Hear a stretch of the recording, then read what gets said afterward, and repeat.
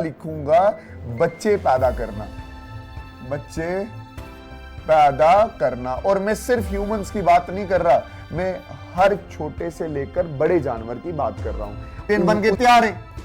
और एक तरफ ये स्टिग्मा, स्टाइल, ओवरी, ओव्यूल के अंदर एम्ब्रियो सैक में एग बन के तैयार है। अब अगर एक इंसान ये समझ ले कि एजुकेशन का मतलब होता है एनलाइटमेंट। एनलाइटमेंट का मतलब क्या हो गया कि भाई तुझे अपना दिमाग बढ़ाना है, तुझे दुनिया के बारे में जानना है। बट अगर आप ये सोच लोगे कि एजुकेशन इज एम्प्लॉयमेंट, कि तुझे नौकरी करनी है, तो फिर ये वाला चक्कर नहीं चलता। एजुकेशन मतलब एनलाइटमेंट। गधे के स्पर्म मंकी में फर्टिलाइज कर जाएं ना, ऐसा कभी नहीं होता। गधा का गधी के साथ, बंदर का बंदरी के साथ, एप्पल का एप्पल के साथ ही हो सकता। तो पहली बात ये याद रखना कि एक बीज वाला कौन सा होता है, दैट इज एगवा। 8 न्यूक्लियस कब कैसे बने? पहली माइटोसिस, दूसरी माइटोसिस और तीसरी माइटोसिस। 1 से 2। जब हम 9th क्लास में थे तो बड़े बेसब्री से इंतजार रहता था कि क्लास 10th में मैडम या मास्टर आके रिप्रोडक्शन करवाएगा और हम मजे करेंगे, रिप्रोडक्शन की हर एक चीज अच्छे से सीखेंगे।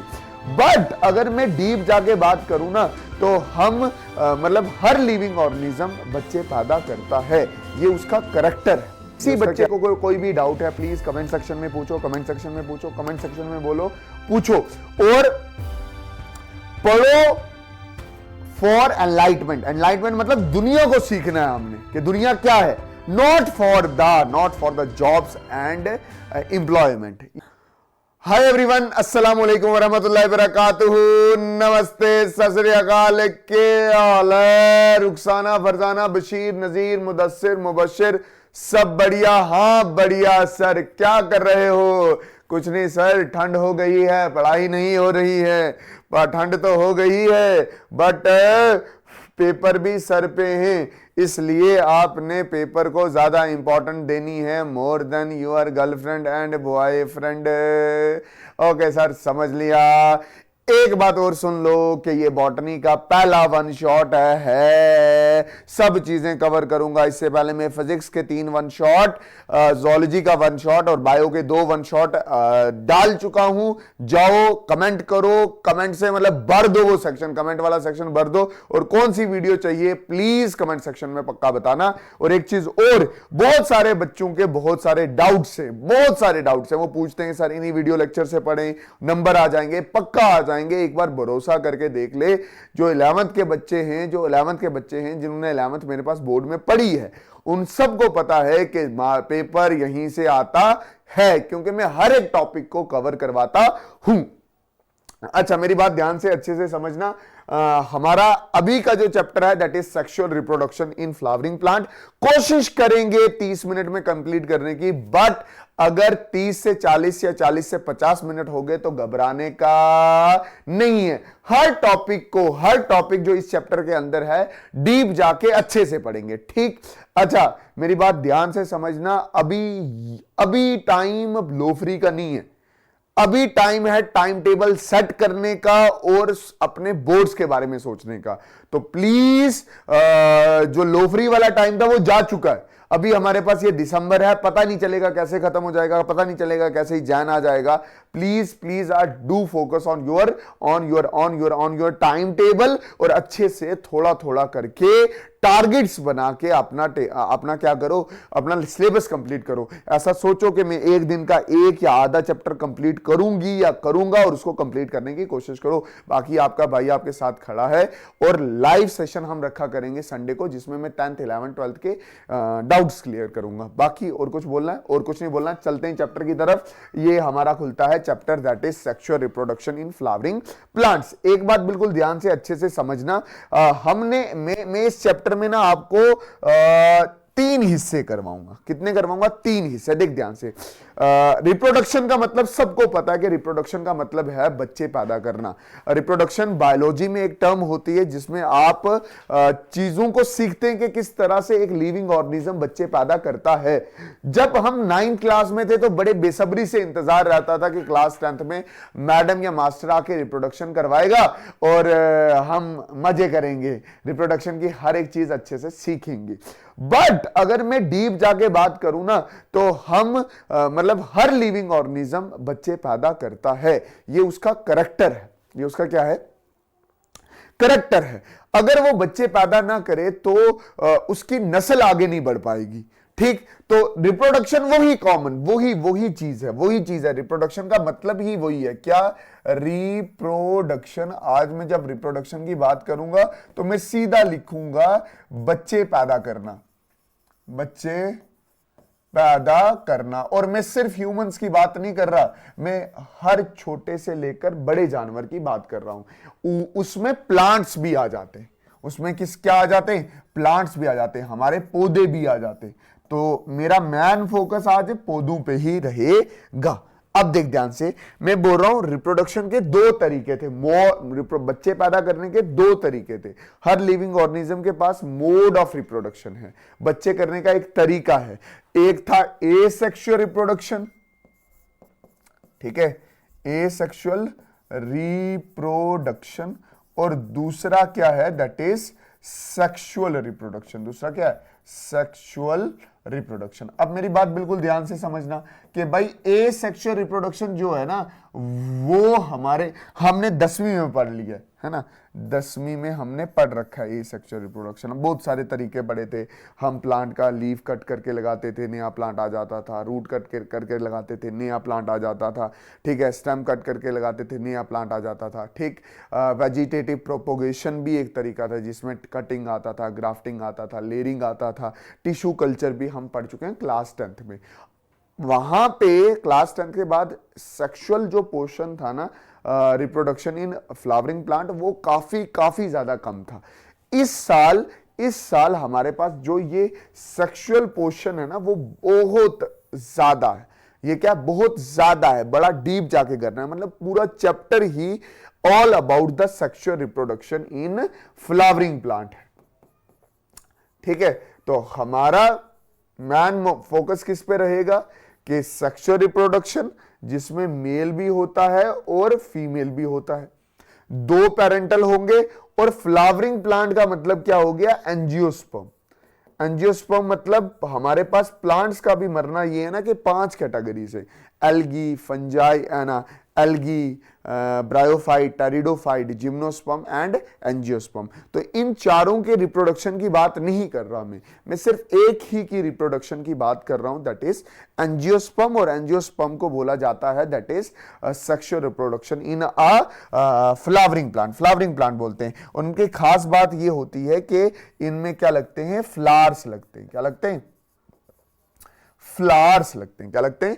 फ्लावर्स लगते हैं। अच्छा, फ्लावर्स हम सोच रहे होंगे कि फ्लावर्स तो भाई खूबसूरती बढ़ाते हैं, हम अपने घरों में फ्लावर्स लगाते हैं, ज़ारतों पे फ्लावर्स चढ़ाते हैं। अच्छा, कोई मर जाए तो वहाँ फ्लावर्स लेके जाते हैं, मतलब फ्लावर्स ऑर्नामेंटल हैं। बट मैं आपको मेन चीज़ बताऊं तो फ्लावर्स प्लांट के लाइफ में उसके रिप्रोडक्टिव ऑर्गन्स हैं।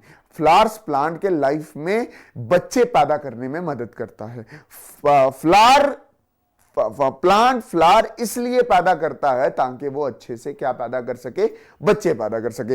ये जर्नल डिस्कशन है जो मैं आपको बता रहा हूं। ठीक, उसके बाद सुनो, इधर मैं ये बोल रहा हूं कि कोई भी प्लांट है ना, मान के चल कोई भी प्लांट है, उसका बीज लगता, बीज होता है ना, होता है ना बीज।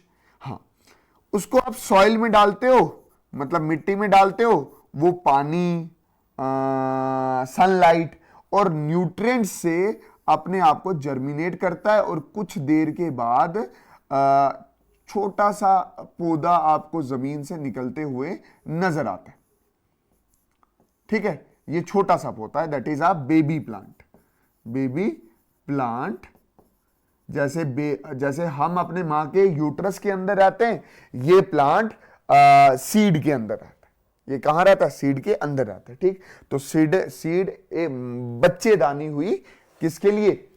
एक प्लांट के लिए या बेबी प्लांट के लिए। Should I repeat? No sir. अच्छा, जैसे ही ये जमीन मान के चलो, ये जमीन है, ये जमीन है, जैसे ही कुछ टाइम गुजरता है तो ये प्लांट अपने आप को बड़ा भी करता है और मोटा भी करता है। तो ये प्लांट थोड़ा थोड़ा बड़ा भी हो गया, इसकी ब्रांचेस भी होगी, और ये अपने आप को मोटा भी कर रहा है, वक्त के साथ अपने आप को मोटा भी कर रहा है, ठीक है। ये इसका रूट सिस्टम भी हो गया, ठीक है। बड़ा भी कर रहा है, मोटा भी कर रहा है, ठीक।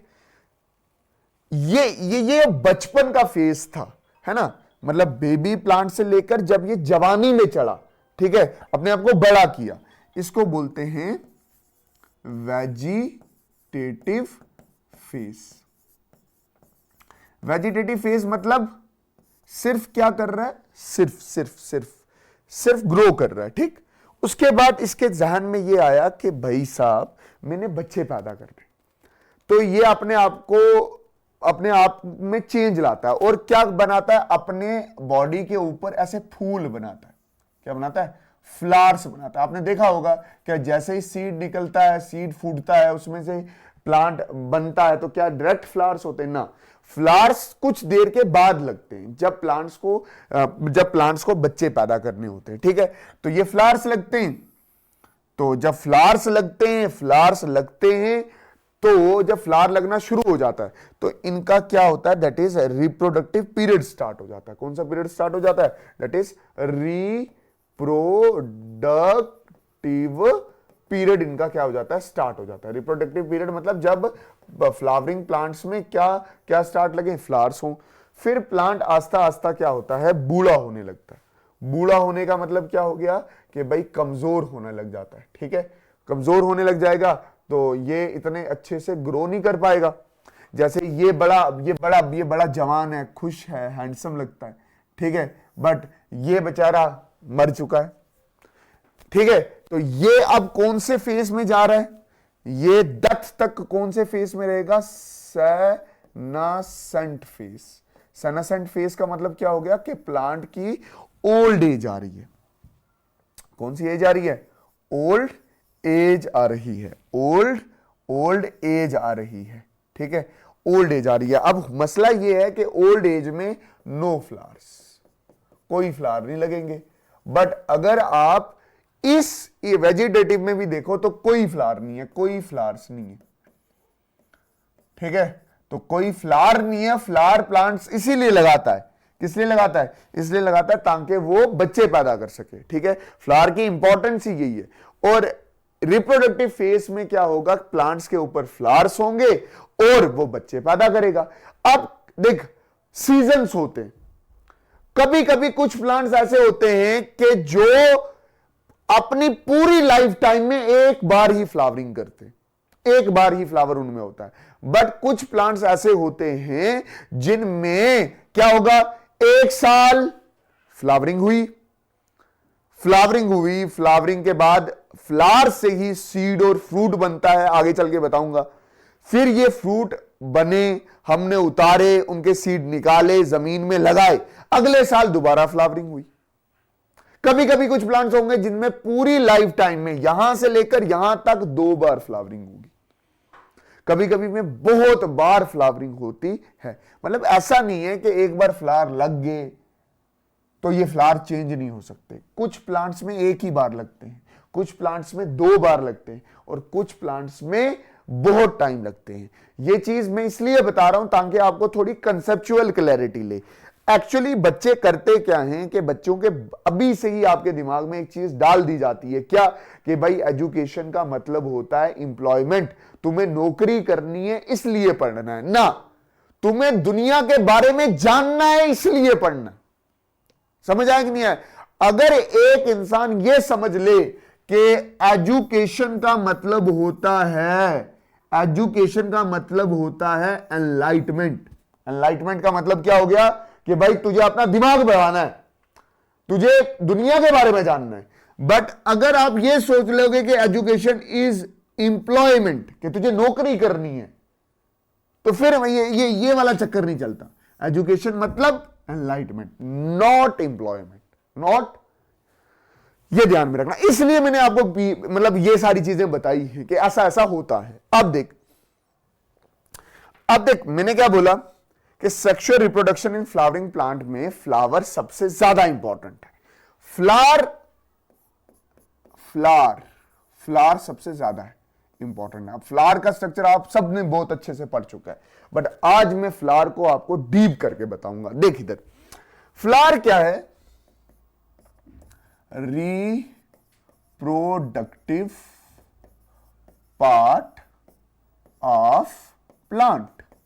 ये प्लांट का रिप्रोडक्टिव पार्ट है, और ये तब आता है जब प्लांट कौन सी स्टेज में होता है?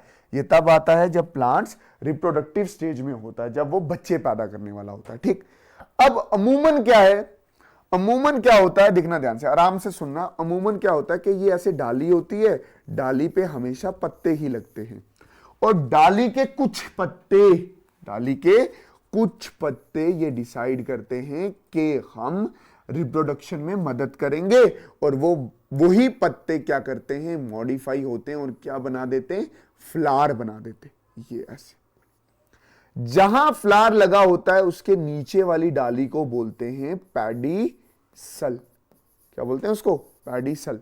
मतलब ये फ्लावर है, ये फ्लावर के नीचे वाली डाली को बोलते हैं पैडीसल।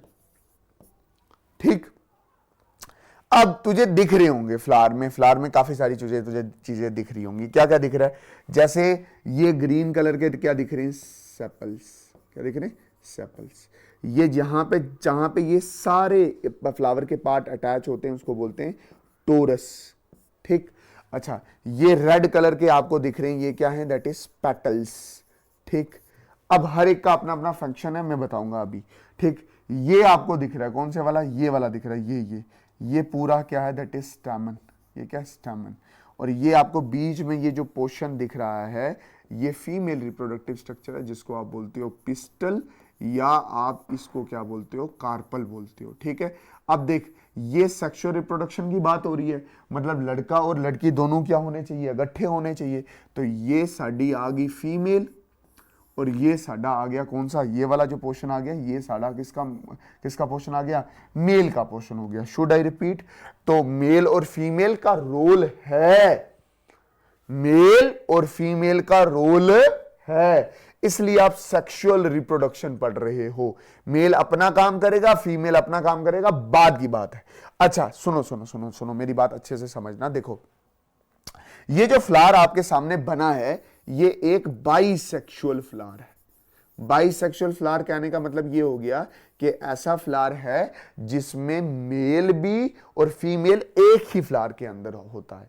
बट कुछ ऐसे फ्लावर होते हैं जिनमें मेल अलग होता है और फीमेल अलग होता है, दैट इज यूनिसेक्सुअल फ्लावर। अब मेरी बात ध्यान से समझना, ये sexual reproduction in flowering plant ही हम पढ़ रहे हैं। ध्यान से समझना मैं क्या बोल रहा हूं। मैं ये बोल रहा हूं कि मैंने आपको पढ़ाना कैसे पढ़ाना है। मैं आपको पहले मेल रिप्रोडक्टिव स्ट्रक्चर पढ़ाऊंगा, ये स्टैमन पढ़ाऊंगा पहले, ये स्टैमन, फिर फीमेल रिप्रोडक्टिव स्ट्रक्चर पढ़ाऊंगा अच्छे से कि मेल क्या है, फीमेल क्या है। फिर मैं मेल के जो स्पर्म्स होंगे वो फीमेल तक ले जाऊंगा, दैट इज पॉलिनेशन। फिर पॉलिनेशन के बाद वाले जैसे इवेंट हो गए, जैसे फर्टिलाइजेशन हो गया, जाइगोट कैसा बनता है, बच्चा कैसे डेवलप होता है, सीड कैसे बनता है और फ्रूट कैसे बनता है, ये आपको पढ़ाना है। ये चैप्टर पूरा 3 भाग में क्या है? डिवाइडेड है। 3 भाग में कैसे डिवाइडेड है? जैसे पहला मेल रिप्रोडक्टिव स्ट्रक्चर, जिसमें हम स्पर्म वगैरह भी, मतलब स्पर्म वगैरह बनना सीखेंगे, उसके पूरे स्ट्रक्चर के बारे में जानेंगे। दूसरा फीमेल के बारे में जानेंगे, और तीसरा जो मैं अच्छे से बोलूं, कैसे स्पर्म और एग पास आता है, फर्टिलाइज करता है, और वो किस तरह से एम्ब्रियो बनाता है, और सीड और फ्रूट की डेवलपमेंट भी कुछ एक्स्ट्रा पोर्शन है, वो हम उसमें कवर करेंगे। बात समझिए। अमूमन आपके दिमाग में क्या होना चाहिए कि इस चैप्टर में सिर्फ 3 ही भाग हैं। इस चैप्टर के कितने भाग हैं? सिर्फ 3 ही भाग हैं। ठीक है, जो एक्स्ट्रा टॉपिक होंगे वो मैं आपको 10 या 5 मिनट में इसी वीडियो में कंप्लीट करवा दूंगा। ठीक, अब मैं ये बोल रहा हूं कि हमने मेल रिप्रोडक्टिव स्ट्रक्चर पढ़ना है। मेल रिप्रोडक्टिव स्ट्रक्चर क्या है, ये इधर इधर देखना, ये मेल रिप्रोडक्टिव स्ट्रक्चर है। आराम से सुनना आयशा, आराम से सुनना। देख, ये मेल रिप्रोडक्टिव स्ट्रक्चर है, ये मेल रिप्रोडक्टिव स्ट्रक्चर है, तो इसको मैंने बोला स्टैमन। अब स्टैमन तुझे पूरा ये दिखेगा, दिखा ये स्टैमन है। अब इस स्टैमन को लगाएगा तो ये ऐसा दिखेगा। इसका एक पोर्शन है फिलामेंट जो ऐसे जुड़ा हुआ है, और एक ये पोर्शन है जिसको आप क्या बोलते हो, एंथर बोलते हो। जहां पे ये जुड़ा हुआ है उसको बोलते हो कनेक्टिव। क्या बोलते हैं इसको, कनेक्टिव बोलते हैं। अब मेरी बात ध्यान से समझना, मैं क्या बोल रहा हूं कि ये स्टैमन किसी जमाने में एक लीफ ही था।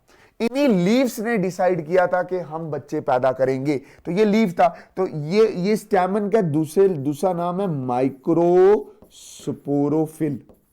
माइक्रोस्पोरोफिल, आगे चल के मैं बताऊंगा इसको माइक्रोस्पोरोफिल क्यों बोला जाता है, क्योंकि इसी माइक्रोस्पोरोफिल में माइक्रोस्पोर्स बनते हैं।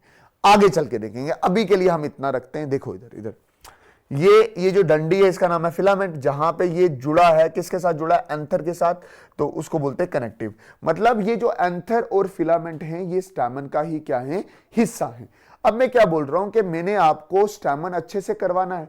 ये जो फिलामेंट है इसका कोई रोल नहीं है, इसका यही रोल है कि ये कहीं ना कहीं जाके ये फ्लावर के साथ अटैच करवाता है। मैन रोल है इस एंथर का। अब एंथर, स्ट्रक्चर ऑफ एंथर में अच्छे से पढ़ा रहा हूं, अब समझना ध्यान से।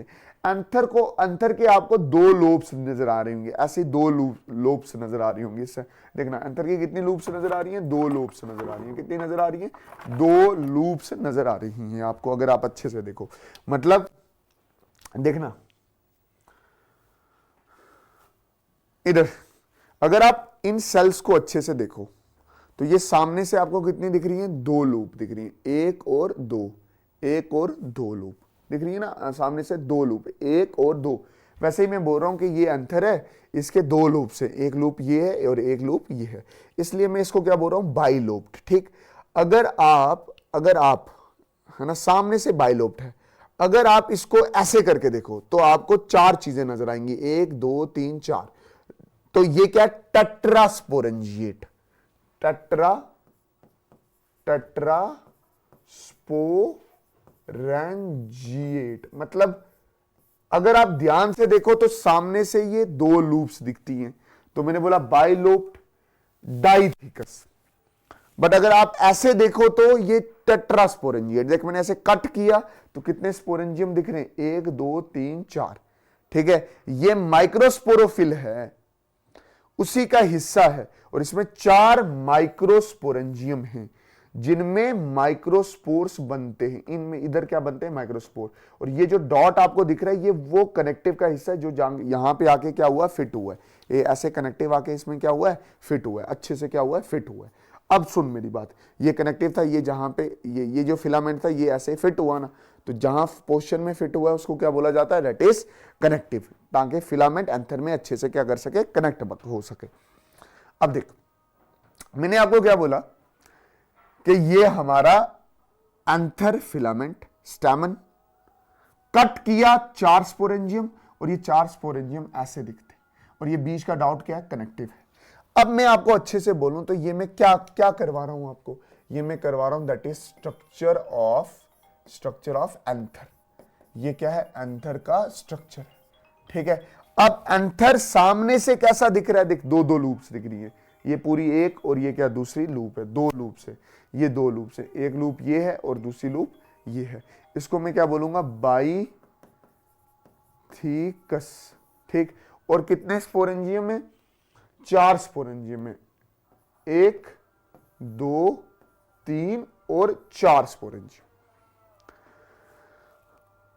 इसलिए मैं इसको क्या बोल रहा हूं, टेट्रास्पोरेंजिएट। ये एंथर का स्टफ।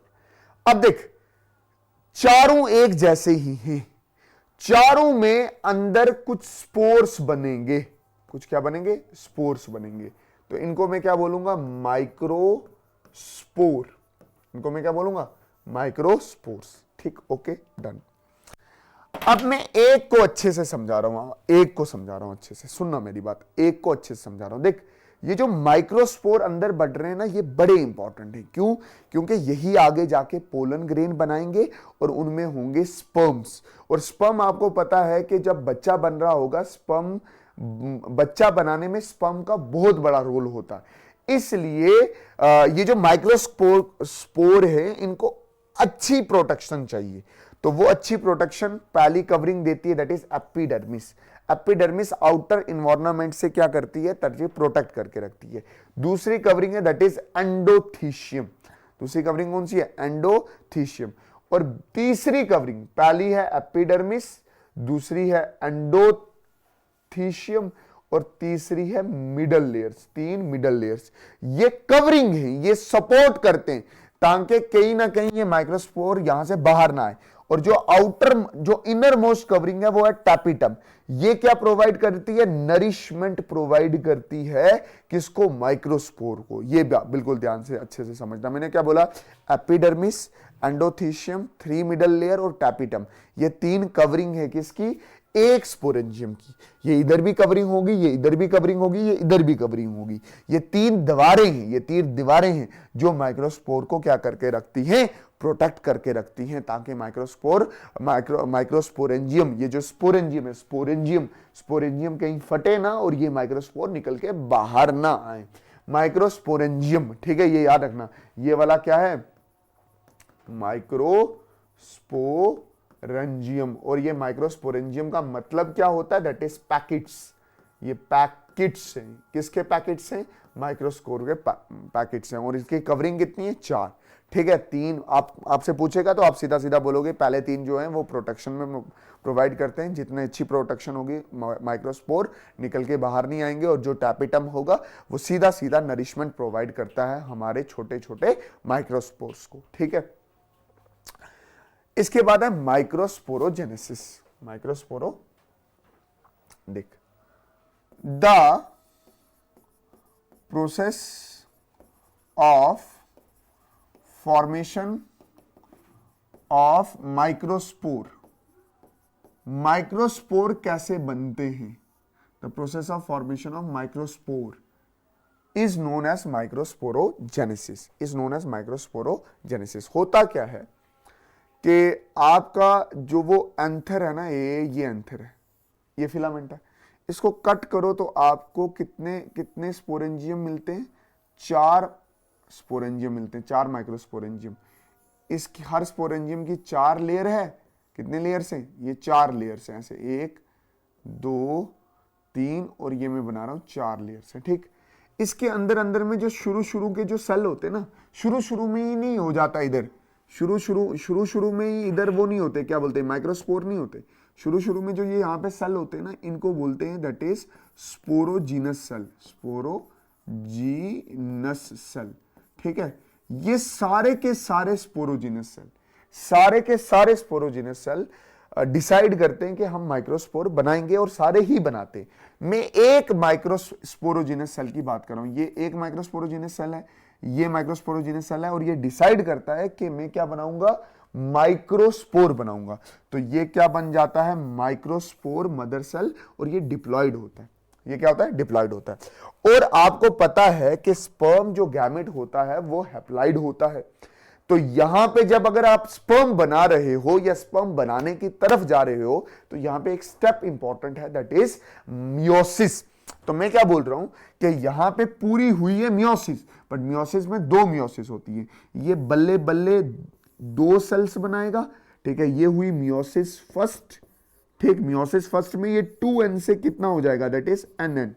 और फिर होगी मियोसिस सेकंड, और मुझे पता है meiosis second is equational division. तो ये 2 से कितने हो जाएंगे? 4। ये बनेंगे माइक्रोस्पोर। और ये एक ही जगह 4 हैं, तो इसको बोलेंगे माइक्रोस्पोर टेट्राड। ठीक है, फिर इनके ये पानी को लूज करेंगे, डिहाइड्रेशन होगी इनकी, तो ये अपने आप को डेवलप करेंगे। ये हर माइक्रोस्पोर अपने आप को क्या करता है? डेवलप्ड करता है, अपने अंदर मॉडिफिकेशन करता है। तो ये जो अगट्ठे हैं ये अलग अलग होते हैं और क्या बनाते हैं? पोलन ग्रेन बनाते हैं। पोलन ग्रेन किससे बना है? माइक्रोस्पोर से बना है। 4 माइक्रोस्पोर 4 पोलन ग्रेन बनाएंगे, ठीक। अब पोलन ग्रेन जब डेवलप्ड होता है तो उसका स्ट्रक्चर कैसा दिखता है? उसका स्ट्रक्चर ऐसे दिखता है, दिखना ध्यान से। इसकी एक आउटर मेम्ब्रेन होती है जिसको आप बोलते हो एक्साइन, इसकी एक इनर मेम्ब्रेन होती है जिसको बोलते हैं इंटाइन, और ये जो एक्साइन होती है ये टफ मटेरियल से बनी होती है क्योंकि इसके अंदर 2 सेल्स होते हैं, एक होता है ट्यूब सेल और एक होता है कौन सा? That is generative cell, generative cell. अब जनरेटिव सेल आगे चल के क्या बनाता है? स्पर्म सेल बनाता है, ठीक है। तो मतलब इसके अंदर स्पर्म्स हैं, इसके अंदर गैमिट्स हैं, तो जो गैमिट रखता है उसको बोलते हैं मेल गैमिटोफाइट।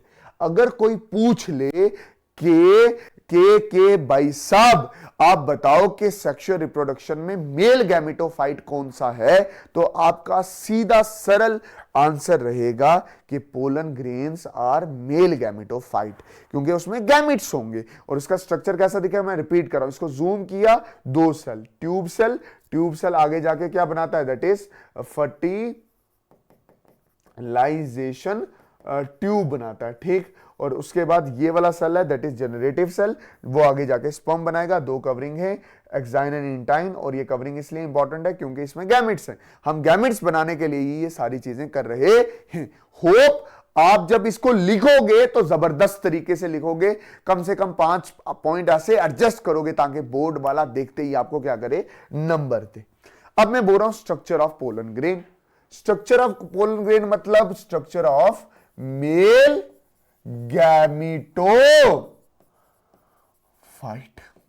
ठीक है। इसका क्या है? स्ट्रक्चर है। कैसे स्ट्रक्चर है? सुन, मैंने क्या बोला? एक्साइन है आउटर कवरिंग, एक्साइन क्या है? इसकी आउटर कवरिंग। और एक्साइन में ना कुछ जगह क्या है? खाली है, क्योंकि ये टफ मटेरियल से बना होता है। वो क्या है? दैट इज स्पोरोपोलिन से बना होता है। इतना टफ है कि ये कभी नुकसान नहीं हो सकता इसका किसी चीज से, मतलब ये कभी भी डीजेनरेट नहीं हो सकता, बर्बाद नहीं हो सकता। इसलिए जब ये इधर सुराख रखे हुए हैं ताकि जब ये स्पर्म बाहर आ रहे हो यहां से तो रास्ता मिले उसको। अंदर कौन सी मेम्ब्रेन है? Intine, that is made up of cellulose and pectin. फिर ये ट्यूब सेल का ट्यूब न्यूक्लियस, और जनरेटिव सेल का, ये जनरेटिव सेल है, ये क्या बनाएगा? स्पर्म बनाएगा, ठीक है। ये ट्यूब सेल है, ठीक। फिर क्या है? जर्म पोर, जिससे क्या होता है कि भाई साहब वो जो स्पर्म है वो बाहर आते हैं, वो एक ट्यूब बना के बाहर आते हैं, जिनको आप क्या बोलते हो? Fertilisation tube. और मेरी बात एक चीज ध्यान में रखना कि कोई बाइफर्केशन नहीं है यहाँ पे, मतलब ऐसा नहीं है कि कोई बाइफर्केशन है, ये सेल अलग है, ये सेल अलग है। एक्चुअली एक ही सेल है, जो क्या, कौन सा सेल है? ये आपको दिख रहा होगा, ये पूरा एक ही सेल है, दैट इज ट्यूब सेल। और ट्यूब सेल के बीच में एक सेल तैर रहा है जिसको आप बोलते हो जनरेटिव सेल। होप आपको ये चीज क्लियर हुई होगी, ठीक है। अब याद रखना कि अभी कुछ में ऐसा होता है कि कुछ में ऐसा तकरीबन 60% जो हमारे एंजियोस्पर्म हैं, 60% जो हमारे कौन से स्पर्म हैं? दैट इज एंजियोस्पर्म हैं। उनमें जब भी पोलन ग्रेन नीचे गिरेगा ना फ्लावर से, उसके दो सेल्स होंगे, एक वेजिटेटिव सेल या जिसको आप ट्यूब सेल बोलते हो, और दूसरा कौन सा होगा? जनरेटिव सेल होगा। 60% में ऐसा ही होता है कि जो पोलन ग्रेन है वो 2 सेल स्टेज में रहता है, मतलब जो पोलन ग्रेन जब फ्लावर से नीचे उतर रहा होता है या उखड़ रहा होता है तो 2 सेल स्टेज होते हैं। बाकी जो 40% हैं उनमें क्या होता है कि जब पोलन ग्रेन फ्लावर से उतर रहा होता है तो एक ट्यूब सेल होता है, तो जनरेटिव सेल है वो 2 स्पर्म सेल बना देता है, ठीक है। तो मतलब 60% of angiosperm 2 cell stage, in remaining pollen grain shed at 3 cell stage.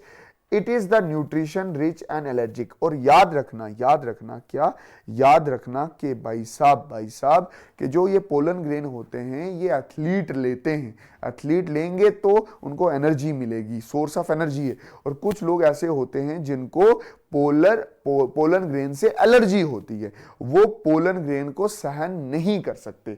और मेरी बात ध्यान से समझना, मैंने अभी आपको ये बोला था कि ये जो जेनरेटिव सेल है ये बाबा जी आपके मेल गैमेट बनाएगा। मेल गैमेट मतलब 2 स्पर्म्स बनाएगा, मतलब यहां पे हर एक पोलन ग्रेन में 2 स्पर्म होते हैं। या तो पहले होंगे या बाद में बन जाएंगे, या पहले से ही होंगे दैट इज 3 सेल स्टेज, या बाद में बन जाएंगे। Should I repeat? No sir. अच्छा इधर देखो, अब मैं बोल रहा हूं हर पोलन ग्रेन की वायाबिलिटी है। वायाबिलिटी मतलब कोई ना कोई लाइफ टाइम है, कोई ना कोई क्या है, लाइफ टाइम है। जैसे मान के चलो कि इंशाल्लाह मेरा चैनल बड़ा हो गया। जब चैनल बड़ा हो गया तो मैं अपनी ऐप लॉन्च करूंगा, तो उस ऐप में आप नंबर डाला करोगे, ऐसे आपको ओटीपी आएगा। अब वो ओटीपी का कोई लाइफ टाइम है, 2 मिनट का, 3 मिनट का। उसी तरह से ये जो पोलन ग्रेन होते हैं इनका भी कोई क्या, इन पोलन ग्रेन का भी कोई क्या होता है, टाइम स्पेन होता है जब तक वो जिंदा रहते हैं। इनको बोलते हैं पोलन वायाबिलिटी। ठीक है, वीट और राइस का जो होता है वो 30 मिनट होते हैं। 30 मिनट तक अगर ये अपने टारगेट तक ना पहुंचा या फीमेल तक ना पहुंचा तो ये छड़क के मर जाएगा। और जैसे रोज है ना, हाँ, रोज, सोलानेसी, लेग्यूमिनेसी, ये ऐसे प्लांट्स हैं जिनमें वायाबिलिटी काफी मंथ्स तक रहता है। ठीक है, इसके पोलन ग्रेन इतने जल्दी मरते नहीं है। Should I repeat? No sir. अच्छा, यहां पे हमारा पार्ट 1 खत्म हो जाता है। मतलब हमने पोलन ग्रेन तैयार कर लिया है, उसमें स्पर्म भी तैयार कर लिए हैं। ठीक है, स्पर्म भी अच्छे से क्या कर चुके हैं, पक चुके हैं। अब हमारा मैन फोकस क्या होगा, that is female reproductive structure पे। और फीमेल का स्ट्रक्चर भी पढ़ेंगे और फीमेल गैमेट कैसे बनता है वो भी पढ़ेंगे। फीमेल का स्ट्रक्चर भी पढ़ेंगे और फीमेल गैमेट कैसे बनता है, दैट इज oogenesis कैसे होती है वो भी पढ़ेंगे। देख ध्यान से, मैं बोल रहा हूं female reproductive system. Female reproductive system अगर आप अच्छे से बोलो तो मैं सीधी बात कर रहा हूं किसकी, पिस्टल की बात कर रहा हूं। किसकी बात कर रहा हूं? पिस्टल, या सीधा लड़की वाला पोर्शन जिसको आप क्या बोलते हो, कार्पेल। मतलब कार पल पढ़ने लगा, कार मतलब गड्डी, पल मतलब चलना, ना ये कार्पेल फीमेल रिप्रोडक्टिव। अब ये जो कार्पेल है, ये कार्पेल है, ये बीच में ये वाला क्या है, कार्पेल है। अब ये भी एक लीफ ही था पहले, इसने अपने आप को मॉडिफाई किया है और ये कार्पल और पिस्टल बना है, फीमेल रिप्रोडक्टिव, ये लड़की बना। ये पहले लीफ था, अब क्या बन गया, लड़की। कौन सी लड़की? प्लांट वाली लड़की, इसलिए इसको क्या बोलते हैं, कार्पल। और इसका दूसरा नाम क्या है, दैट इज मैक्रोस्पोरोफिल। अब देख, फिल का मतलब होता है लीफ, और यहां ये मैक्रोस्पोर बनाएगी, इसलिए आप इसको क्या बोलोगे, मैक्रोस्पोरोफिल। जैसे मेल में स्टैमन को क्या बोलते थे, माइक्रोस्पोरोफिल कहते थे ना, वैसे यहां पे कार्पल को बोलते हैं मैक्रोस्पोरोफिल। इसके 3 हिस्से हैं, एक है स्टिग्मा ऐसे ऊपर वाला, एक ये स्टाइल, और ये वाला जो पोर्शन है इसको बोलते हैं ओवरी। क्या बोलते हैं, ओवरी।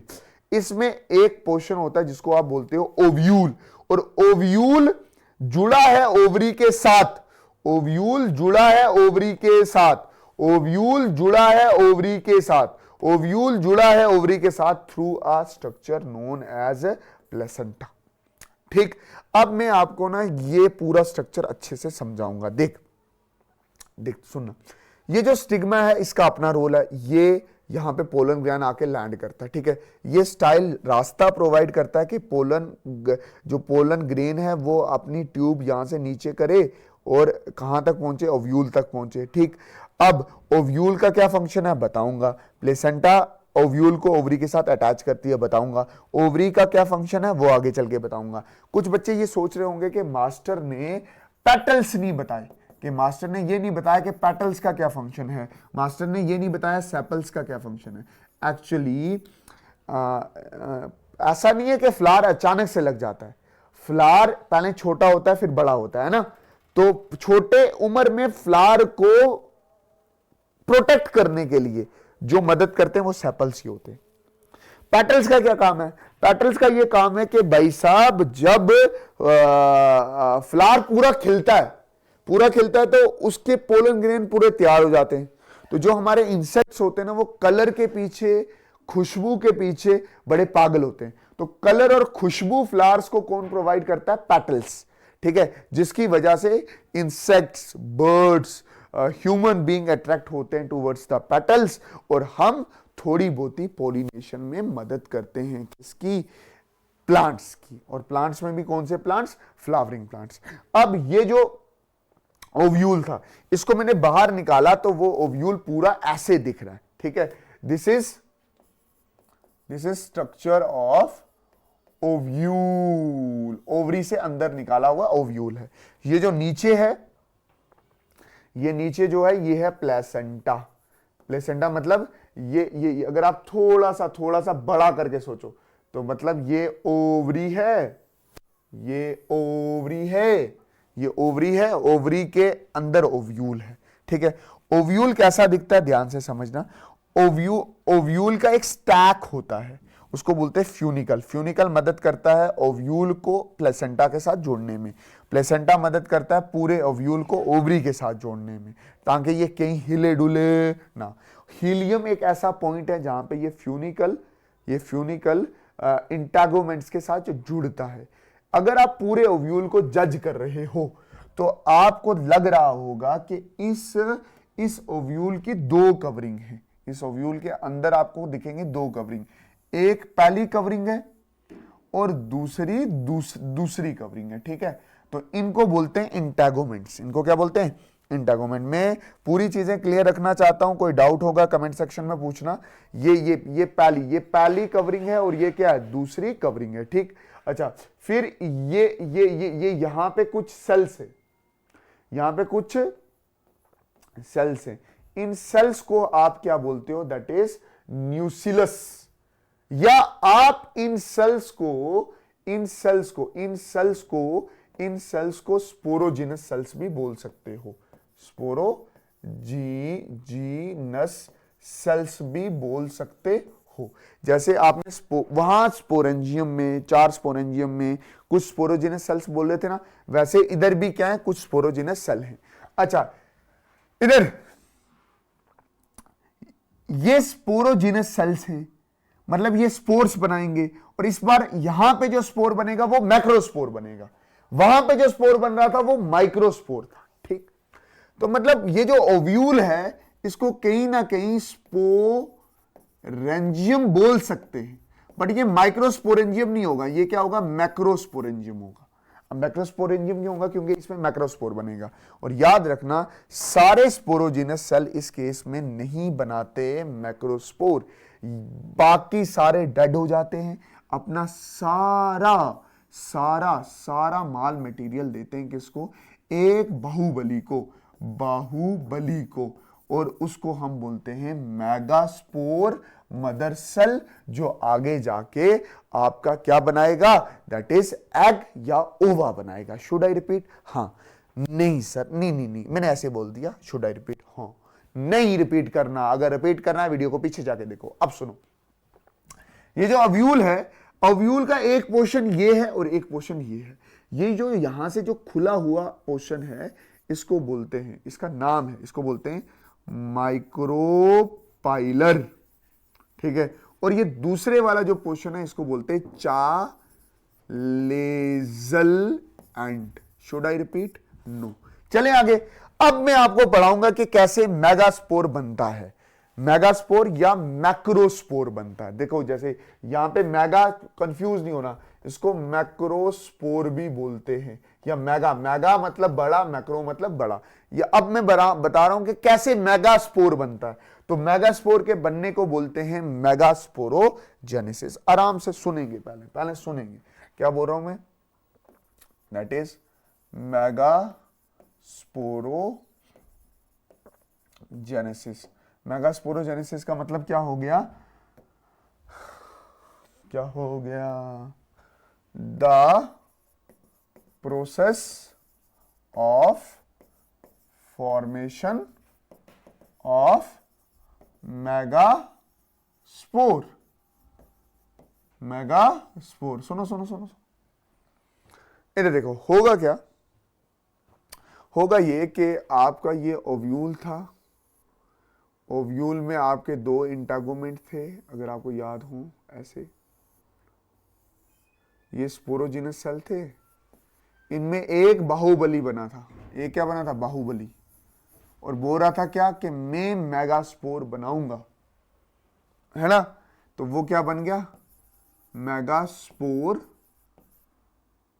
मदर सेल, यही है ना? अब ये जो मेगास्पोर मदर सेल है, ये जो है, ये क्या मेगास्पोर मदर सेल है। कौन सा? ये जो मेगास्पोर मदर सेल है, ये क्या करता है? सुनना, पहले आराम से सुनना मैं क्या बोल रहा हूं। ये जो मेगास्पोर मदर सेल है, ये क्या करता है? ये भाई साहब अपने आप को मोटा करता है, वो कर ही लिया होगा क्योंकि सारे न्यूट्रिएंट्स यही खा जाता है, ठीक? अपने आप को करता है मोटा और जाता है मियोसिस फर्स्ट में। कहां जाता है? मियोसिस फर्स्ट में। मियोसिस फर्स्ट में जाता है तो दो सेल बनाता है, ये ऐसे। मियोसिस फर्स्ट के बाद दो सेल, बट ये होते 2Na, और ये क्या हो जाएगा? N और N होंगे 2N, बनेगा कैसे? N और N, और ये दोबारा जाएंगे मियोसिस सेकंड में और ये बनाएंगे 4 सेल। 4 में से एक तगड़े वाला होगा, बाकी 3 डेड होंगे। ये जो एक बनेगा इसको बोलेंगे megaspore. This is the formation of megaspore. बात समझ आई कि नहीं है? अब ये जो मेगास्पोर होगा, ये अपने न्यूक्लियस को माइटोटिकली दो कर लेगा। मतलब अगर मैं थोड़ा सा आगे ले जाऊं इसको, तो ये अपने न्यूक्लियस को दो कर लेगा। ये इसने दो कर लिया, ये एक न्यूक्लियस से दो हो गए, बट ये है एंड नहीं है। क्यों? क्योंकि ये रिडक्शनल डिवीजन हो चुकी है। रिडक्शनल डिवीजन हो चुकी है। ये दो सेल, अब ये दो सेल इससे बनाएगा 4, 4 से बनाएगा 8, 4 से क्या बनाएगा? 8। बट आप याद रखना कि मेगास्पोर ये है। इसके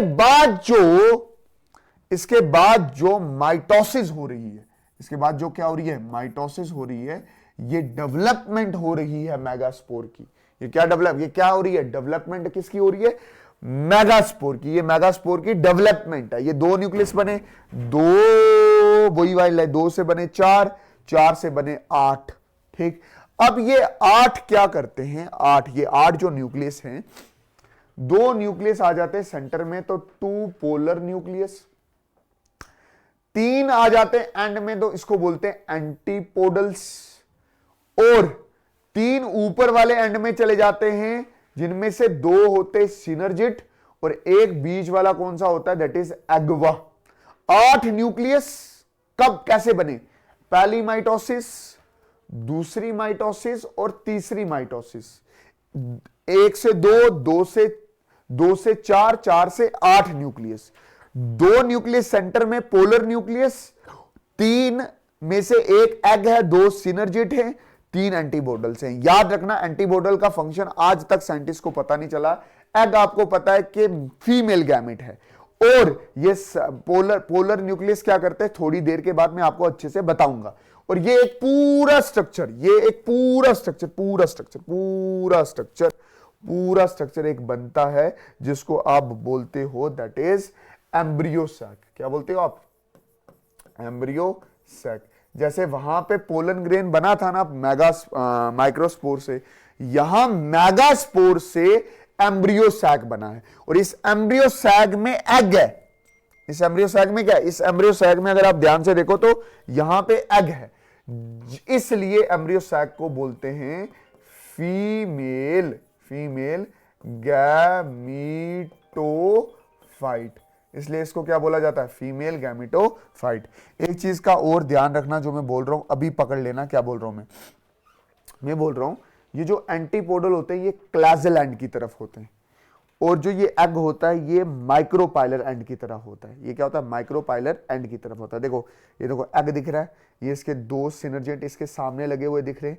ये फिलीफॉर्म अपरेटस है, बताऊंगा ये फिलीफॉर्म अपरेटस क्या करता है। दो पोलर न्यूक्लियस है, इसके बारे में बताऊंगा। और एंटीपोडल्स के बारे में हाँ साइंटिस्ट कुछ नहीं जानते ये क्या करते हैं। मतलब सुनो मेरी बात, मैं पीछे चलता हूं। मैं ये बोल रहा हूं कि यहां पे अगर एम्ब्रियो सैक फिट होता है, मतलब ये यहां पे अगर फिट होता है, तो यहां पे अगर एम्ब्रियो सैक ये यहां पे ऐसे फिट हुआ, ये ऐसे फिट हुआ, ये ऐसे फिट हुआ, आराम से समझना। ये वाला एंड है माइक्रोपाइलर, तो एग वाला एंड इधर होगा, यहां पे होगा एग और इसके साथ में सिनर्जिट, बीच में क्या होंगे? पोलर न्यूक्लियस, और ये ऊपर क्या होगा? एंटीपोडल्स। और ये एंटीपोडल किस वाले एंड की तरफ होंगे? क्लाजल एंड की तरफ होंगे। यही चीज मैंने यहां समझाने की पूरी कोशिश की है। ये हमारे पास एम्ब्रियो सैक बना है। एम्ब्रियो सैक में एग होता है और पोलन ग्रेन में क्या होता है? दैट इज स्पर्म्स होते हैं। पोलन ग्रेन में क्या होते हैं? स्पर्म्स होते हैं। ठीक, अच्छा, इसके बाद है structure of embryo sac. Structure of embryo sac अगर आप अच्छे से समझो तो मैंने बहुत अच्छे से बता दिया है कि भाई एम्ब्रियो सैक दिखना, इधर सुनना, ये हमारा ओव्यूल है। ये हमारा क्या है? ओव्यूल। ओव्यूल के कितने इंटैगोमेंट है? दो इंटैगोमेंट है। ठीक है, एक अंदर वाला इंटैगोमेंट और एक बाहर वाला। ठीक, ये जो बीच में है, ये जो बीच में स्पोरोजीनस सेल ही होते हैं, बट सारे स्पोरोजीनस सेल मेगास्पोर नहीं बनाते। उनमें से एक ही मेगास्पोर मदर सेल बनता है, वही मेगास्पोर, वही जाके मेगास्पोर बनाएगा और वही मेगास्पोर डेवलप करके एम्ब्रियो सैक बनाता है। तो ये पूरा पोर्शन कवर कर लेता है कौन? दैट इज एम्ब्रियो सैक खुद। और इसका जो ये माइक्रोपाइलर एंड है, ये वाला एंड जो होता है इसको बोलते हैं माइक्रोपाइलर एंड, और ये वाला जो एंड है इसको बोलते हैं चैलेजल एंड बोलते हैं। ठीक है, इसके इधर कितने क्या है? That is polar nucleus. इसके ऊपर क्या है? एंटीपोडल्स, जैसे मैंने बना रखे, ये देख ऊपर है 3 एंटीपोडल्स। ठीक है, बीच में पोलर न्यूक्लियस, ये बीच में पोलर न्यूक्लियस 2, और यहां पे क्या होगा? एक एग होगा और यहां पे 2 क्या होंगे? सिनर्जिट्स होंगे। ठीक है, ये जो सिनर्जिट होते हैं जब ऊपर से पोलन ट्यूब स्पर्म लेके आ रहे होते हैं, तो ये गाइड करता है कि किस तरह से स्पर्म एग के साथ क्या करे? फ्यूज करे। ठीक, इस देख, अब एक तरफ क्या है? पोलन ग्रेन बन के तैयार है। एक तरफ क्या है? पोलन ग्रेन, ये स्टैमन के ऊपर पोलन ग्रेन बन के तैयार है ना? ये पोलन ग्रेन बन के तैयार है। और एक तरफ ये स्टिग्मा, स्टाइल, ओवरी, ओव्यूल के अंदर एम्ब्रियो सैक में एग बन के तैयार है। अब मसला यह है कि कौन होगा जो उस पोलन ग्रेन को वहां से लेकर यहां तक लेके आएगा? तो वो होते हैं कुछ एजेंट्स, ठीक, जिनको आप बोलते हो पॉलिनेटर या पॉलिनेटिंग एजेंट। और जो प्रोसेस होता है जिसकी वजह से transfer of pollen grain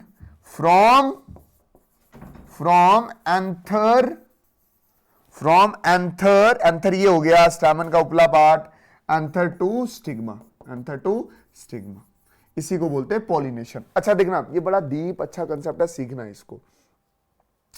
pollination में क्या होगा कि पोलन ग्रेन एक फ्लावर से दूसरे फ्लावर में जाएगा, उसी को आप क्या बोलते हैं? पॉलिनेशन। और जो इसमें मदद करेगा उसको बोलेंगे पॉलिनेटर। और कभी कभी इन पॉलिनेटर्स की जरूरत नहीं पड़ती। क्यों नहीं पड़ती? क्योंकि अगर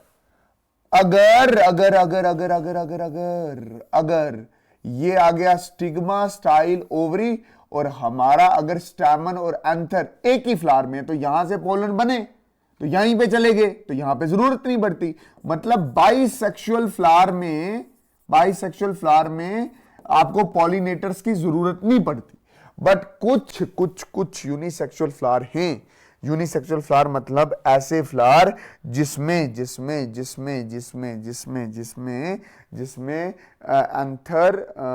एंथर और स्टिग्मा या कार्पल और जो एंथर है वो अलग अलग फ्लावर में है। जैसे मैं ये बोलूं, ये साडा फ्लावर है, ठीक है, ए भी साडा फ्लावर है, बट प्रॉब्लम ये है कि भाई ये क्या बोलेंगे इसको, एंथर, और ये क्या है, दैट इज स्टिग्मा। यहां से पोलन ग्रेन बन के यहां पे ट्रांसफर हो जाते हैं। तो ये करने में पॉलिनेटर की जरूरत है, ये करने में पॉलिनेटर की जरूरत नहीं है। ठीक है, क्यों क्यों क्यों क्योंकि ये दोनों फ्लावर दूर दूर भी हो सकते हैं। ठीक है, अब मैं थोड़ा डीप में जाके इस पॉलिनेशन को समझाता हूं। The transfer of pollen from where to where, from anther to stigma. ये हमारा एंथर आ गया, ये हमारा क्या आ गया, ये हमारा आ गया एंथर, और ये हमारा आ गया stigma. From anther to stigma is known as the pollen grain. अच्छा, is known as the pollination. Pollen grain को उठा के एंथर से स्टिग्मा पे डालना इज नोन एज पॉलिनेशन। अच्छा, पॉलिनेशन 3 तरह की है, एक है ऑटोगेमी, एक है गटीनोगेमी, और एक है जीनोगेमी। 3 तरह की है। एक है ऑटोगेमी। ऑटोगेमी मैंने आपको बोला कि अगर ये आपके पास फ्लावर है, ये साडा फ्लावर आ गया, ठीक। अब फ्लावर में यहीं पे है कार्पल, स्टिग्मा स्टाइल ओवरी, और यहीं पे है हमारा क्या, दैट इज एंथर। यहां से पोलन ग्रेन बने और सीधा सीधा स्टिग्मा पे आके गिरे, तो उसको बोलते हैं ऑटोगेमी। ऑटोगेमी मतलब सेम फ्लावर में ही पॉलिनेशन हो रही है। गटीनोगेमी का मतलब हो गया प्लांट एक ही है, plant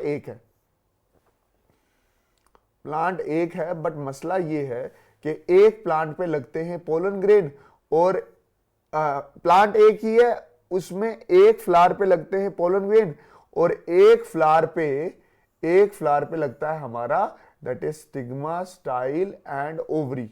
stigma style and ovary, यहां से पोलन ग्रेन बनेंगे और यहां पे क्या करेंगे, फॉल करेंगे। शुड आई रिपीट, मतलब ये मेल है और ये फीमेल है, मेल और फीमेल फ्लावर्स जो होंगे वो सेम प्लांट में ही होंगे। ठीक है। अच्छा, ऑटोगैमी होती है वॉयला और ऑक्सैलिस में, गटीनोगैमी किस में होगी है मुझे बताना है। और जीनोगैमी क्या हो गया, जीनोगैमी का मतलब हो गया कि अलग अलग प्लांट अलग अलग फ्लावर, अलग अलग प्लांट अलग अलग फ्लावर। देखना ध्यान से, ये अलग पेड़ है, एक अलग पेड़ पे फ्लावर लगा है, फिर दूसरे अलग पेड़ पे फ्लावर लगा है। ठीक है, एक में मेल पार्ट लगा है, एक में फीमेल पार्ट लगा है, और यहां से पोलन ग्रेन यहां पे ट्रांसफर हो रहे हैं। अलग अलग प्लांट अलग अलग फ्लावर, डिफरेंट प्लांट्स में। ठीक है, जैसे पपाया में होते हैं। एजेंट ऑफ पॉलिनेशन मतलब एजेंट ऑफ पॉलिनेशन जिसको मैंने पहले भी बता चुका हूं, इनको पॉलिनेटर बोलते हैं। देखो, कुछ जिंदा पॉलिनेटर्स होते हैं, जैसे ह्यूमन बींग्स हो गए, बीज हो गए, एंट्स हो गए, स्नेल्स हो गए, स्नेक्स हो गए, बट उनमें डोमिनेट कौन करता है, बी एक इंसेक्ट है। ऐसी पॉलिनेशन जो इंसेक्ट करवाए उनको बोलते हैं एंटोमोफिली, एंटोमोफिली बोलते हैं उसको। ठीक, और कुछ ऐसे होते हैं जिसमें जैसे एबायोटिक में विंड होगी, विंड मतलब एयर होगी, तो इसको बोलते हैं एनीमोफिली। अब इसमें क्या होगा, जो स्टैमन होगा ना वो एक्सपोज होगा, पोलन हल्के होंगे, और जो आपकी स्टिग्मा होगी वो चिपचिपाई होगी। जैसे पोलन ग्रेन आएगा वो इसके साथ क्या कर जाएगा, चिपक जाएगा। ठीक, उसके बाद जो पानी है वो पानी से भी पॉलिनेशन होती है, जिसको आप क्या बोलते हो, दैट इज हाइड्रोफिली बोलते हो। ठीक है, ऑन सरफेस पे भी हो सकती है, इनसाइड द सरफेस भी, मतलब सरफेस से ऊपर भी हो सकती है, जैसे कि वैलिसिनारिया, और इनसाइड द वाटर जोस्टीरा में होती है। तो ये चीज बिल्कुल ध्यान में रख लेना, on the surface of the water pollen grain travel करके जाते हैं। ठीक, दैट इज वैलिसनारिया।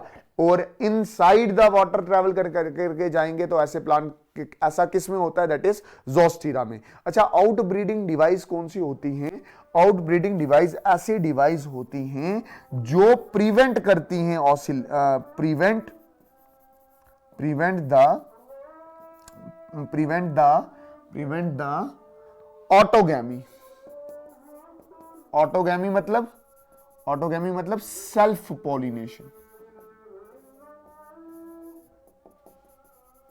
ठीक है, जो सेल्फ पॉलिनेशन को क्या करती है, प्रिवेंट करती है, मतलब सेल्फ पॉलिनेशन नहीं होने देती है। That is outbreeding device are the device which actually prevent the autogamy. Autogamy मतलब कि वो ये चाहती हैं कि चाहे पोलन ग्रेन और एग एक ही फ्लावर में बने, बट इसका स्पर्म और ये एग कभी भी फ्यूज ना हो, ऐसी डिवाइस को बोलते हैं दैट इज आउटब्रीडिंग डिवाइस। जैसे production of unisexual flower. Unisexual flower का मतलब क्या हो गया कि एक फ्लावर अलग हो गया, दूसरा फ्लावर अलग हो गया, तो ऑटोगैमी नहीं होगी, सेल्फ पॉलिनेशन नहीं होगी, ठीक है। गटीनोगैमी और जीनोगैमी को क्रॉस फर्टिलाइजेशन भी कहते हैं, ठीक है।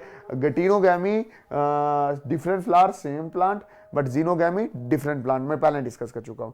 नॉन सिनोक्राइजेशन, नॉन सिनोक्राइजेशन का मतलब क्या हो गया कि जो ये पोलन ग्रेन बनेगा ना, ये 6 महीने पहले बन चुका होगा, और ये जो एग बनेगा ये 6 महीने बाद बनेगा, ठीक है।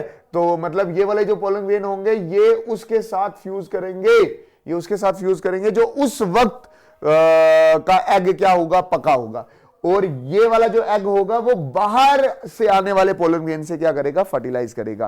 पोजीशन डिफरेंट, पोजीशन डिफरेंस का मतलब क्या हो गया कि भाई ऐसा भी हो सकता है कि एक फ्लावर में ये आ गया stigma style ovary, stigma style ovary, ऐसा भी हो सकता है कि भाई स्टिग्मा स्टाइल ओवरी और ये ऐसे, ठीक है।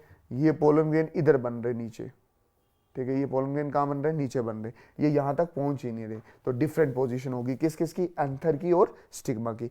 इनकम्पैटिबिलिटी, इनकम्पैटिबिलिटी का मतलब ये होता है कि ये जो पोलन ग्रेन है अगर ये यहां तक पहुंचे भी तो ये कभी भी अपने स्पर्म यहां पे रिलीज ही ना कर पाए। मतलब कुछ ऐसा हो जाए कि भाई ये जो स्टिग्मा है ये इसके स्पर्म एब्जॉर्ब ही नहीं कर पा रहा, इसको बोलते हैं इनकम्पैटिबिलिटी। यहां पे हमारी पॉलिनेशन होती है खत्म और एक नई स्टेज शुरू होती है जिसको बोलते हैं germination of pollen grain. Pollen grain की क्या है, जर्मिनेशन है। बिल्कुल ध्यान से अच्छे से समझना क्या है जर्मिनेशन ऑफ पोलन ग्रेन। देखना, मान के चल के ये एप्पल का स्टिग्मा स्टाइल ओवरी है, मतलब एप्पल का, सेब का है ना, इसका क्या है, स्टिग्मा स्टाइल और ओवरी है, ठीक है। इसके अंदर ओव्यूल है और ओव्यूल में आपको पता है कि एम्ब्रियो सैक है जिसमें क्या है, एग है, जिसमें क्या है, एग, ठीक है।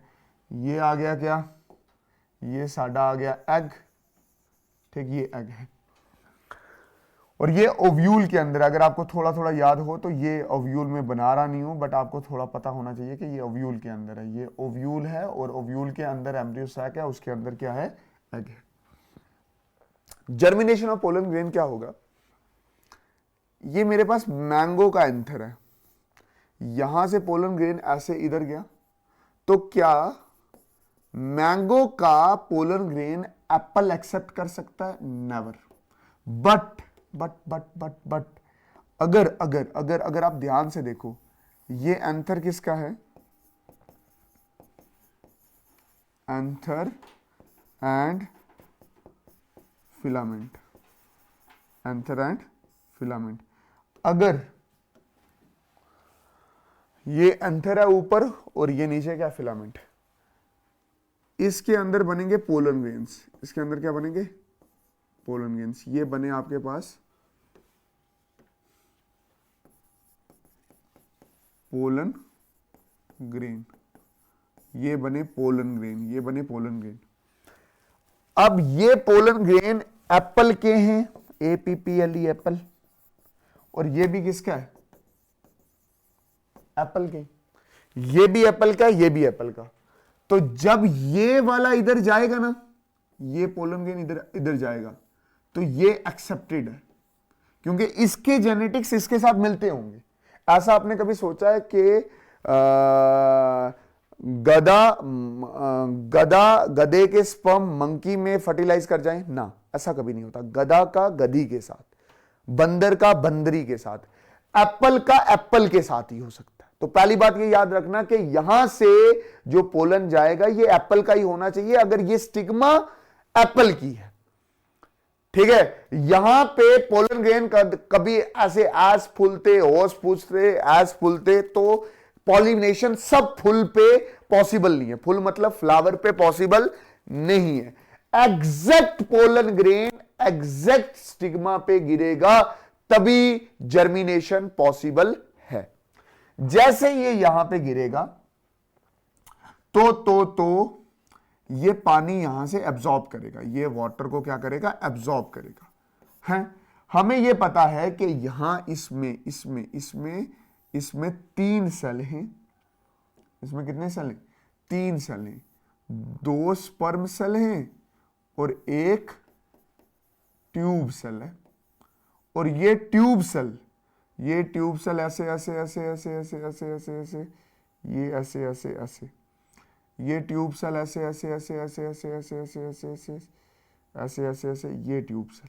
ठीक है, ये ट्यूब सेल नीचे आई, अपने साथ ये 2 स्पर्म सेल ऐसे लगा के आती है। ठीक है, ये जो ट्यूब बनी है इसको बोलते हैं पोलन ट्यूब। Pollen tube. और ये पोलन ट्यूब कौन सा सेल बनाता है? पोलन ग्रेन का कौन सा सेल बनाता है?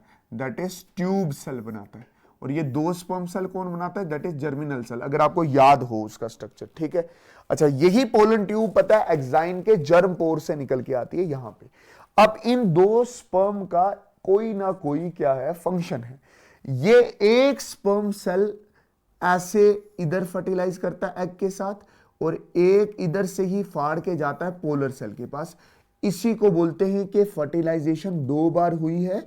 इसी को बोलते हैं जर्मन डबल फर्टिलाइजेशन।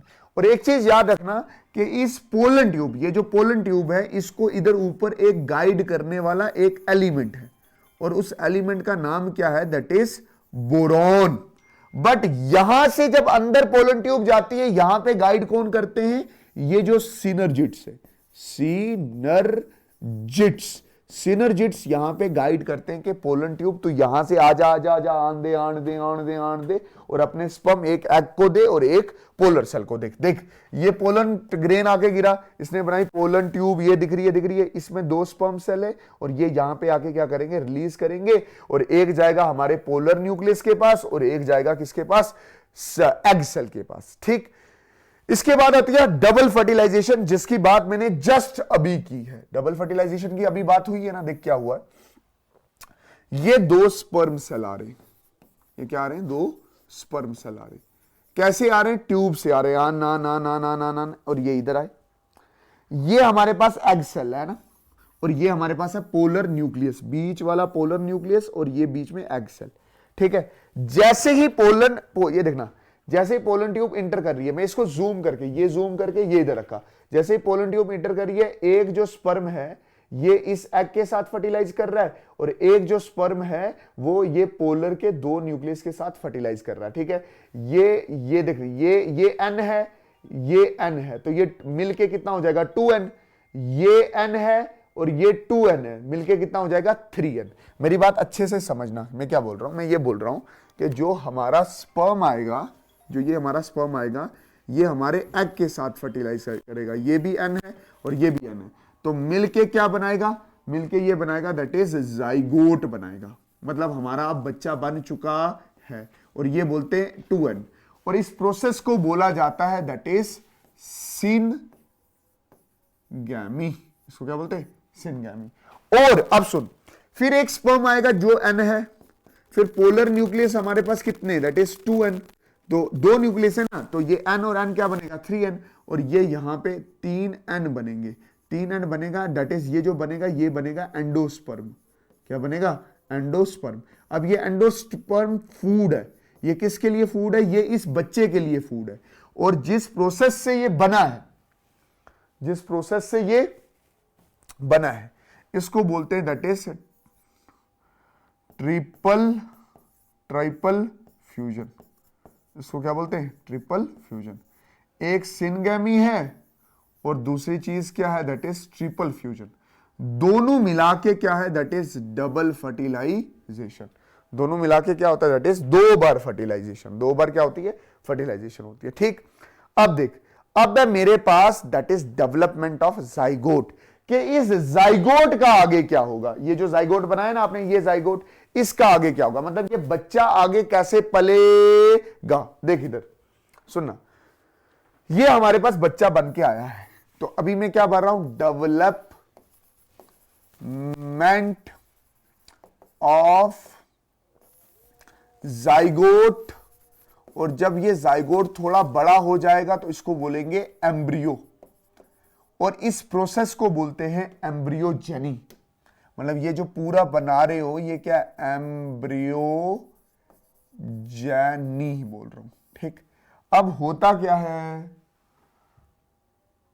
देखो होता क्या है कि ये जाइगोट है, ठीक। जाइगोट से बनते हैं दो सेल, ये बने दो सेल, एक बड़ा सेल बना और ये छोटे, एक बड़ा सेल बना, एक छोटा सेल बना।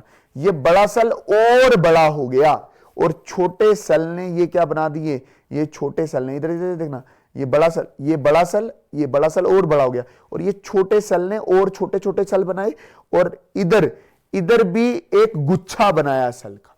समझ आया कि नहीं आया। ये जो बड़ा लंबा सा बना, ये इसको बोला जाता है सस्पेंसर। और ये जो ये वाले सेल हैं ये ऐसे डिवाइड होते हैं कि एक दिल की शक्ल ले लेते। कैसे ले लेते, दिल की। तो हार्ट शेप ये क्या बन जाता है, एम्ब्रियो। मैं क्या बोल रहा हूं कि एक सेल से बने दो सेल, एक बड़ा एक छोटा, बड़ा वाला और बड़ा हुआ, बट नीचे वाले सेल ने कंटिन्यूसली डिवाइड किया। ये वाला एक गोल जैसा, मतलब ये सेलों का गुच्छा ही है, और ये ग्लोबुलर है, हम इसको बोलते हैं ग्लोब्यूलर एम्ब्रियो बना, ठीक है। फिर इस ग्लोबुलर एम्ब्रियो ने आस्ता आस्ता हार्ट शेप लिया, और ये है सस्पेंसर। ये जो पीछे बच गया इसको बोलते हैं सस्पेंसर। सस्पेंसर काम ये करता है कि जो आपका वो 3 एंडोस्पर्म है ना, एंडोस्पर्म उससे क्या करता है, खाना लेता रहता है, ठीक।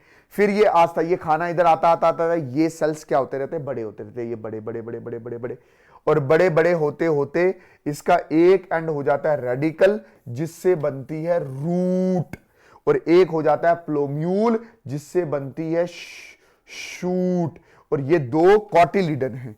कॉटिलिडन का मतलब ये हो गया बचपन के लीफ, मतलब एम्ब्रियो के लीफ। अगर ये लीफ हो दो तो ये है डाइकॉट। मतलब मैंने ये क्या पढ़ाया, एम्ब्रियो डेवलपमेंट इन डाइकॉट। ये मैंने क्या बनाया, एम्ब्रियो डेवलपमेंट इन डाइकॉट। अगर ये लीफ एक यहां पे ना हो, ये लीफ यहां पे ना हो, एक लीफ ना हो, तो इसको बोलते हैं मोनोकॉट। अब देखना, यहां पे समझा रहा हूं किसको, ये डाइकॉट एम्ब्रियो को समझा रहा हूं। देखो मैं क्या बोल रहा हूं, dicot embryo, dicot embryo, dicot embryo. देखना डाइकॉट एम्ब्रियो में क्या है, देयर इज 2 लीफ, जिनको आप क्या बोल रहे हो, कॉटिलिडन। फिर इसका ये जो ऊपर वाला पोर्शन है, ये जो ऊपर वाला पोर्शन, इसको बोलते हैं प्लोम्यूल, जिससे शूट निकलती है ऊपर की तरफ, ठीक है ना। मतलब अगर मैं अच्छे से बोलूं तो ये प्लोम्यूल है, इसके ये साइड पे 2 कॉटिलिडन है, इससे शूट निकलेगी, और ये नीचे वाला हिस्सा क्या हो जाएगा, दैट इज रेडिकल। क्या होगी, रेडिकल, और रेडिकल से निकलेगा रूट, और इसके ऊपर लगी हुई क्या है, दैट इज रूट कैप, ठीक है।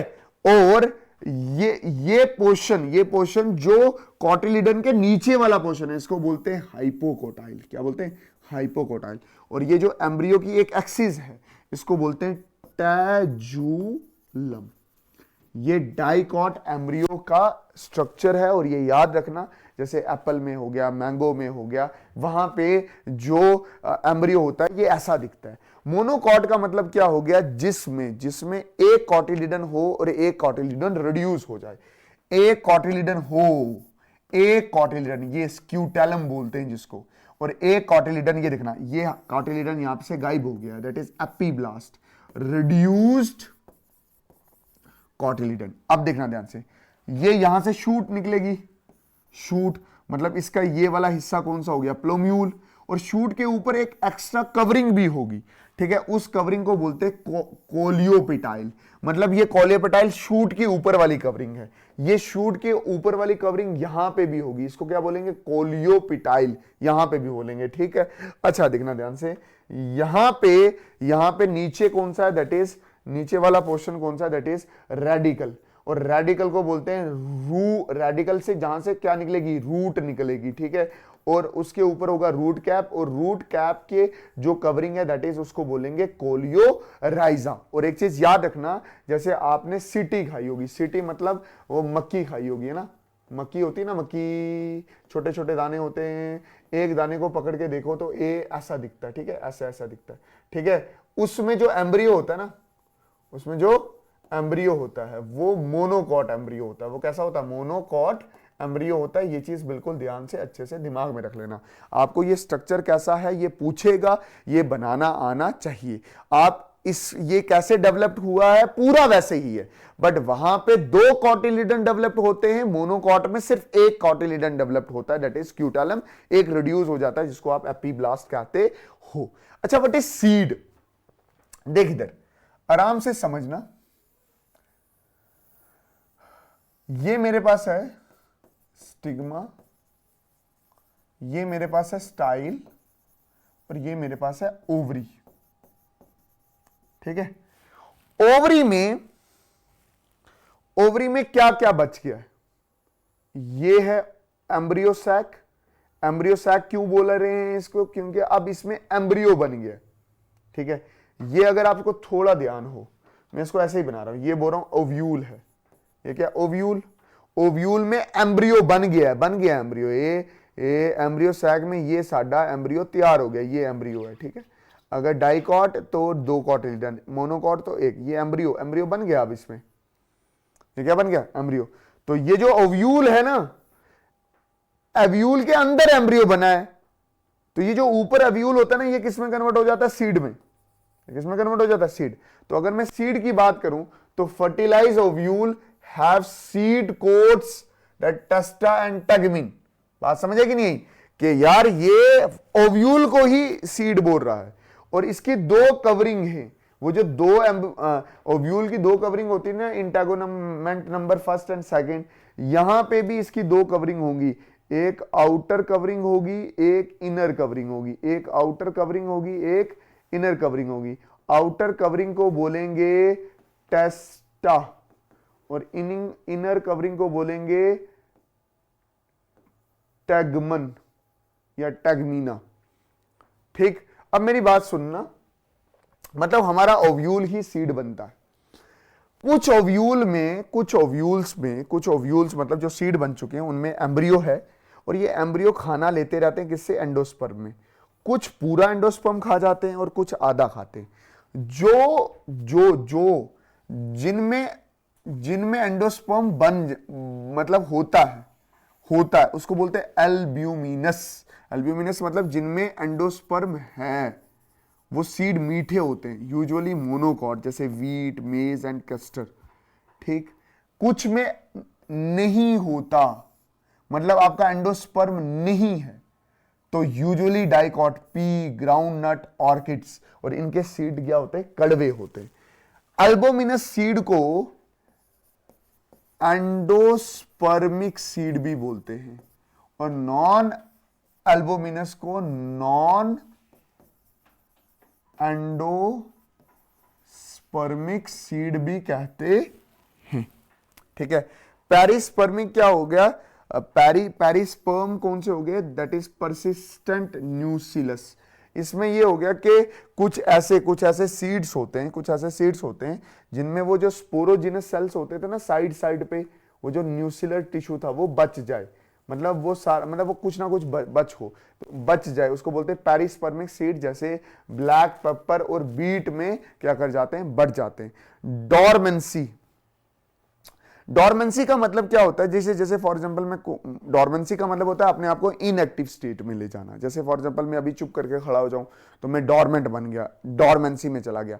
कुछ ऐसे प्लांट्स होते हैं जिनके सीड जर्मिनेट, अगर उनको अच्छा इन्वायरमेंट ना मिले, अच्छा ऑक्सीजन, अच्छा पानी, अच्छी लैंड ना मिले, तो वो अपने आप को जर्मिनेट नहीं करते, बट डॉर्मेंट करके अपने आप को जिंदा रखते हैं, जिसको आप बोलते हैं डॉर्मेंसी। जैसे ल्यूपिनस ऑर्टिकुस, जिसमें 10,000 साल तक उसका सीड डॉर्मेंट रहा था। फ्यूनिक्स डक्टिफीरा, जिसमें 2000 साल तक उसके सीड क्या रह सकते हैं, डॉर्मेंट रह सकते हैं। डॉर्मेंट का मतलब होता है अपने आप को इनएक्टिव स्टेज में ले जाना, जिंदा रखना, अपने अंदर की एक्टिविटी कम कर देना और अपने आप को जर्मिनेट नहीं करने देना, ठीक है। इसको सीड डॉर्मेंसी भी बोलते हैं। अच्छा, व्हाट इज फ्रूट? देख, ये आ गई जी साडी ओवरी। अगर याद हो तो इसके ऊपर आपका क्या होता था, स्टाइल, और इसके ऊपर होता था स्टिग्मा। तो मैंने क्या बोला, स्टिग्मा, स्टाइल, ओवरी। ये जो ओवरी है इसके अंदर आपको क्या मिलेगा, इसके अंदर क्या मिलेगा आपको, ओव्यूल मिलेगा। और ये जो ओवरी है, ये जो ओवरी है ये सीधा सीधा किस में कन्वर्ट हो जाती है, दैट इज फ्रूट में कन्वर्ट हो जाती है, ठीक है। तो अगर आपसे कोई पूछे कि फ्रूट क्या है, that is fertilise ovary. True fruit क्या है, जो ओवरी से ही बने, जो ओवरी से ही बने, दैट इज ट्रू फ्रूट। जो ओवरी से ना बने, फॉल्स फ्रूट। जैसे यहां इसके नीचे होता है टोरस, या जिसको आप बोलते हो थैलामस, थैलामस, इससे फ्रूट बने, जैसे एप्पल में बनता है, एप्पल में फ्रूट टोरस से बनता है, ओवरी से नहीं बनता, तो ये फॉल्स फ्रूट होता है। वैसे स्ट्रॉबेरी, कैश्यू इसमें, ठीक है। पार्थी को बोलते हैं पार्थिनोकार्पिक फ्रूट। पार्थिनोकार्पिक फ्रूट वो होते हैं जिनमें सीड्स नहीं होते, सीड्स एब्सेंट होते हैं, जैसे बनाना में सीड्स एब्सेंट हैं, और अक्सर उनमें फर्टिलाइजेशन भी नहीं आती। बट आप इतने लेवल पे जाके मत सोचो, बस इतना याद रखो कि पार्थिनोकार्पिक वो फ्रूट्स होते हैं जिनमें सीड्स नहीं होते, कुछ ग्रेप्स होते हैं, कुछ बनाना होते हैं। इसकी इतनी डीप स्टडी नहीं करनी है, जितनी आपकी एनसीईआरटी में 2 लाइनें बोली हैं उतना ही सोचो, ठीक। एपोमिक्सिस क्या होता है, मिक्सिस का मतलब होता है मिक्स हो जाना, ठीक है। और यहां पे एपोमिक्सिस का मतलब है झूठा। एपो मतलब झूठा और मिक्सिस मतलब मिक्स होना, मिक्स मतलब स्पर्म और एग का मिक्स होना, झूठा मतलब फॉल्स। मतलब यहां पे फर्टिलाइजेशन मतलब फॉर्मेशन ऑफ सीड है बट विदाउट फर्टिलाइजेशन है। मतलब सीड बनती थी जब स्पर्म एग के साथ फर्टिलाइज करता था और ओव्यूल सीड में कन्वर्ट हो जाता था, तभी बन सकती है सीड। बट यहां पे फर्टिलाइजेशन होती नहीं है बट सीड बन जाते हैं, जैसे ग्रासेस में बनते हैं, एस्ट्रेसी एक फैमिली है उसमें बनते हैं। बस एग्जांपल याद रखो। फैमिली के बारे में अगर आपको वीडियो चाहिए कमेंट सेक्शन में बता देना, मैं फैमिली पूरी अच्छे से एक्सप्लेन कर दूंगा। वैसे मैंने क्लास 11th वाली लेक्चर में फैमिली के बारे में अच्छे से बताया। उसके बाद है पोली एम्ब्रियोनी। पोली एम्ब्रियोनी का मतलब होता है, पोली मतलब बहुत सारे, एम्ब्रियो मतलब बच्चे। बच्चे किस में रहते हैं, सीड्स में। तो पोली एम्ब्रियोनो बहुत सारे बच्चे, एम्ब्रियो सीड में, तो पोली एम्ब्रियोनी का मतलब होता सारे, बहुत सारे सीड, मतलब formation of more than 1 embryo. जैसे सीट्रस में देखो तो, नींबू में आपको देखो तो एक से ज्यादा सीड्स मिलते हैं, एक से ज्यादा सीड मतलब एक से ज्यादा एम्ब्रियो मिलते हैं। जैसे वाटरमेलन वगैरह हो गए, उसमें भी बहुत सारे सीड, बहुत सारे एम्ब्रियो, तो पॉली एम्ब्रियोनिक कंडीशन इसको बोलते हैं। यहां पे मैंने sexual reproduction in flowering plant बहुत अच्छे से कंसेप्ट बहुत अच्छे से खत्म किया है। किसी बच्चे को कोई भी डाउट है प्लीज कमेंट सेक्शन में पूछो, कमेंट सेक्शन में पूछो, कमेंट सेक्शन में बोलो, पूछो और पढ़ो फॉर एनलाइटमेंट। एनलाइटमेंट मतलब दुनिया को सीखना है हमने कि दुनिया क्या है, not for the jobs and employment. ये बात अपने जहन में रखो, देखना हम इन फ्यूचर में कितना ज्यादा प्रोग्रेस करेंगे। और इस वीडियो को लाइक करो, कमेंट करो, शेयर करो, और अपने स्कूल के हर एक ग्रुप में आपने ये वीडियो डालनी है। जैसे ही वीडियो देख रहे हैं उसका स्टेटस भी रखो। बाकी इसके नोट्स आपको पता है मैं टेलीग्राम चैनल खजाना वाले में डाल देने वाला हूं, टेलीग्राम लिंक भी नीचे रहेगा। बाकी मेहनत करते रहो। जो आपको लाइफ के रिलेटेड डाउट्स हैं, आपका लाइफ गुरु यहाँ खड़ा है, आपका बड़ा भाई यहाँ पे खड़ा है। कोई भी प्रॉब्लम आ रही है, जहां मर्जी प्रॉब्लम आ रही है, आप उस प्रॉब्लम को 10 बार डिस्कस करो, चिल करो, खुश रहो और दूसरों को भी खुश रखो। बात समझ आई कि नहीं आई? अपनी लाइफ में मगन रहो, अपनी लाइफ में मेहनत करते रहो। मिलते हैं किसी और नई वीडियो में, तब तक के लिए अल्लाह हाफिज, अल्लाह रखा, शुभ रात्रि, जय हिंद, वंदे मातरम।